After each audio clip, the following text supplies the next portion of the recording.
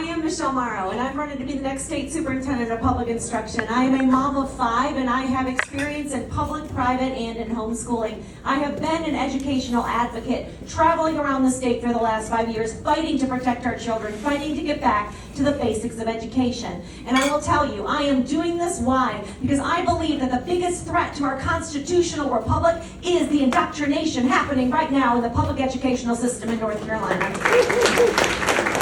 And we currently have a superintendent who refuses to show up to the job that she is being asked to apply for. This is not the only time that she has not shown up. I have traveled this state for the last 2 years. No one has any contact with Catherine. Why? Because she is not proud of the fact that she has put a rubber stamp on every bad idea that has come down from the Biden U.S. Department of Education.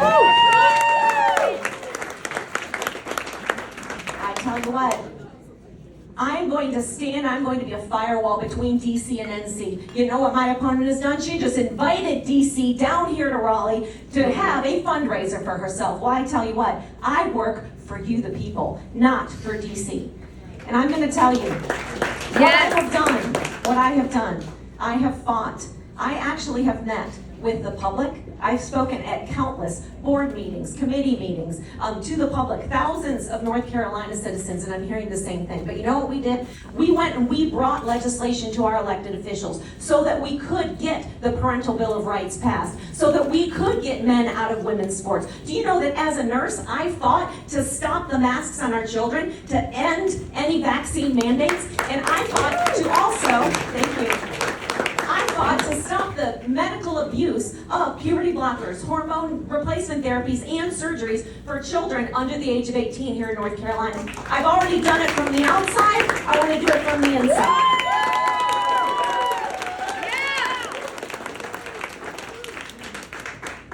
It is vitally important that we get a handle on what is happening in our schools. Safety, scholastics, fiscal responsibility. I have been accused by my opponent that I don't have the experience to handle the $12 billion budget of the the DPI. Well, let me tell you what's ironic.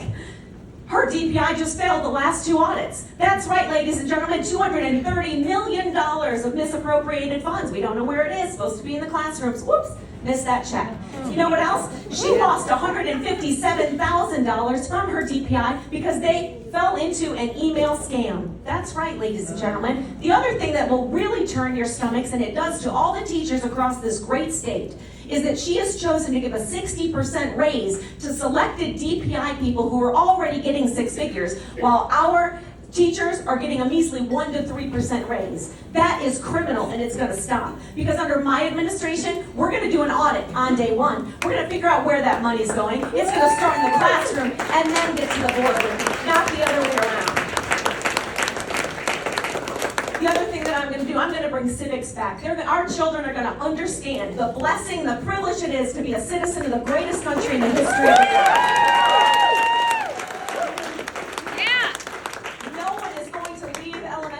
In North Carolina, if they have not mastered reading, writing, and math, period. So I'm going to tell you this. If you agree that we have got to get back to the basics of education, our children need to be safe, and you know what? Right now, there are pedophiles, convicted pedophiles that still have a teaching license here in North Carolina. Catherine wants to deny it. She wants to say I'm a liar. I've got the papers right over there if anybody wants to see it. That will not happen on my watch. Children must be safe. That needs to be the #1 priority. It'll happen on my watch. So if you want to get back to the basics, if you believe that we can make North Carolina the greatest schools in the history of our nation, if you want us to be an example for the rest of the country to follow, vote Michele Morrow for State Superintendent of Public Instruction.